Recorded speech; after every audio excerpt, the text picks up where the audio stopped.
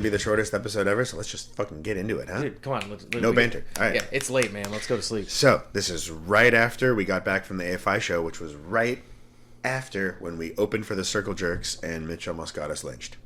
So I almost got myself lynched. Yeah. Okay, fine. Trying to stop Fine. Here we go. You don't have to hurry through the shortest episode. You don't have to try to make it shorter. So we could try to stretch it out a little bit. We could. I don't know. I just don't know if it's going to need it, but we'll see. All right. I just had to set it up this way.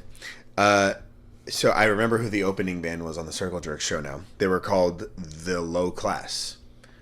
I played with them many times. Which we always found odd because that was our name before SBNC was Low Class.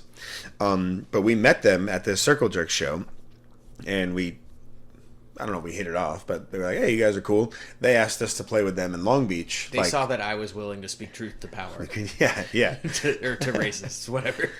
They had a show at this place called the Broke Ass Cantina in Long Beach, and they asked us to play there.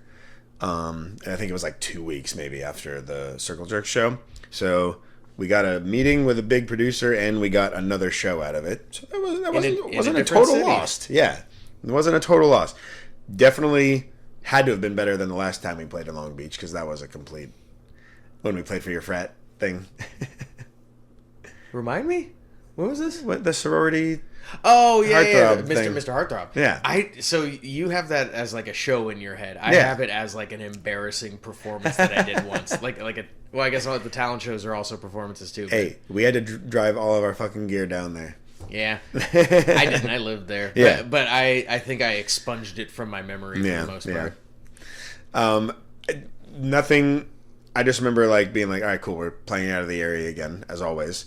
The only thing I remember about the show, one other band on the bill, the singer was like tanked by the end of it, and he kept talking to us about how punk was like, it's all about the fast snare, man. It's all about the fast snare. It's like, I don't even know what that really means, but cool. It's like the snare; it has to go fast. It's like, all right.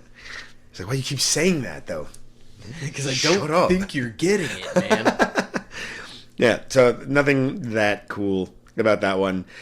This next one, so the other Long Beach show was the most embarrassing, one of your most embarrassing things. This show, to me, top 2 most embarrassing shows I think I've ever played. Yeah. Okay, I'm interested to hear this. So this was again in Long Beach, probably within a week or two of the Broke Ass Cantina show. It was at a place called The Cave. I remember The Cave. You remember The Cave. You got us this show through a buddy of yours. He asked you to play the show, and we all agreed, so it's cool. I remember you and I driving down on the 405 with all of our gear. I don't know if we were in your car or we were in we borrowed my parents' Tahoe. But all of a sudden you get a call on your phone, and you're like, hey, what's up, man? What's going on? And then I just hear, no, we didn't think we had to. And I was just like, oh, what the fuck does that mean? I have a hunch, because this is usually what happens. There was evidently no PA system, and he didn't tell us that beforehand, that we needed to bring a PA system. So, and I don't think we owned one besides our shitty practice one. Yeah, we didn't. I guess there was supposed to be a DJ on after us that had a mic that he could play through it. So much like the time that we played in our high school quad that you just got destroyed for no reason. I twisted my cane. Yeah. Yeah. So you had to sing all of our parts just for that, like, instead. Because this was embarrassing for you. It feels like it would have been embarrassing for me. Well, yeah, okay, but so there was that. But the other part of it was that your buddy said, hey, if you can bring anybody down, I'm also doing like a club night, like with like some rap artists, like down the street, and we'll get you guys and everybody in for free. So like, oh, cool. So it was like a club, and we knew some of our friends that were girls loved to go dancing. So I called them up. It's like, hey, do you want to come to our show? We can get you into a club afterwards. And they were like all excited we get to dance. I think like 3 of them came.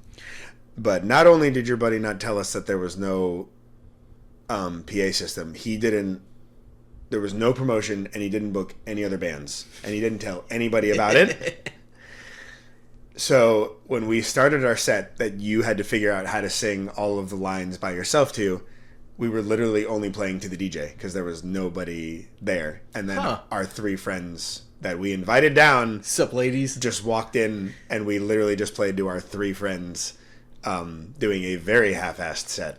And they probably felt like they got catfished down there. So yeah. We can get you into a club. You just got to come to our show really quick. It's going to be a good show. I totally remember going to the club afterwards with them and stuff, but I was just like, this is so bad. We're playing 3 people right now. I think that might be the worst show ever. Can we just stop? Can we please stop? Do we have to finish our set? Yeah.